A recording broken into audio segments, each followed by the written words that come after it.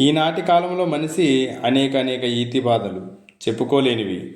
బయటకు తన బాధలు తెలిస్తే నలుగురిలో అవమానము, అలాగని ఎవరికీ తెలియకుండా ఉంటే మనసుకు మనశ్శాంతి కోల్పోతున్నాడు.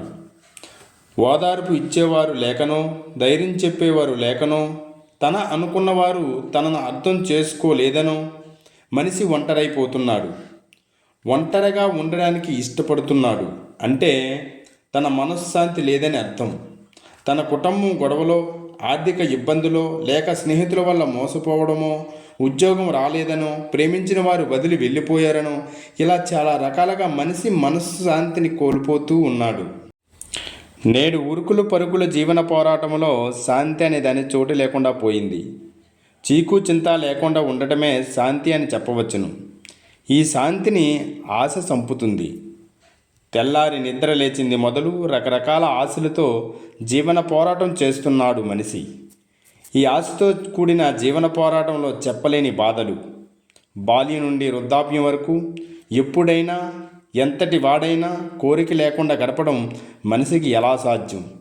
వివిధ రకాల విద్యలు నేర్చుకోవాలనే ఆశ, మంచి ఉద్యోగాలు చేయాలన్న ఆశ, గొప్పగా మంచి పేరు తెచ్చుకోవాలనే ఆశ, తన సంసారం సుఖంగా సాగిపోవాలనే ఆశ, సంతానాన్ని వృద్ధిలోకి తేవాలన్న ఆశ, ఇలా ఇన్ని ఆశలతో శాంతిని ఎలా పొందుతాడు మనిషి? అలాగే ఆశ లేకుంటే మనిషి మనుగడే సాగదు. ఆశ అంటే కోరిక. అయితే ఈ కోరికని ధర్మాన్ని అనుసరించి ఉండాలి. అత్యాశకు పోకూడదంటారు మన పూర్వీకులు. మనిషి క్రమక్రమంగా పెరిగే సమయంలో ఏర్పడే కోరికలన్నిటినీ ధర్మబద్ధంగా సాధించడానికి కష్టపడాలి. అలా కష్టపడి వచ్చిన ద్వారా కలిగే తృప్తి చెప్పలేని ఆనందాన్ని ఇస్తుంది. ఈ ఆనందమే మనశ్శాంతికి దారితీస్తుంది. ఈ శాంతి అందరికీ ఒకే విధంగా లభించదు.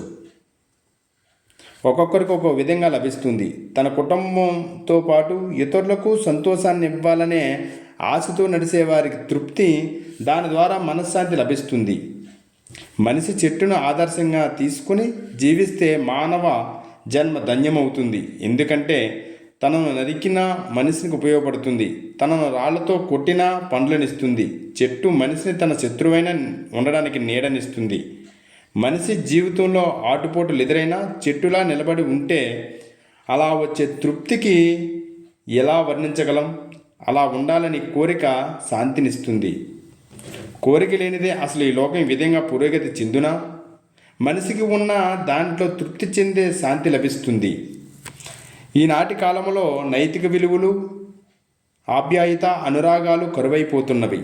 ఇలాంటి పరిస్థితుల్లో మనసులను, సమాజాన్ని అశాంతి కారణమవుతున్నాయి.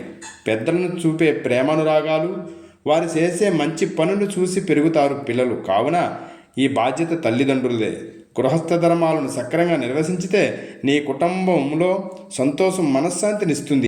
అలాగే మంచి సమాజం తయారవుతుంది.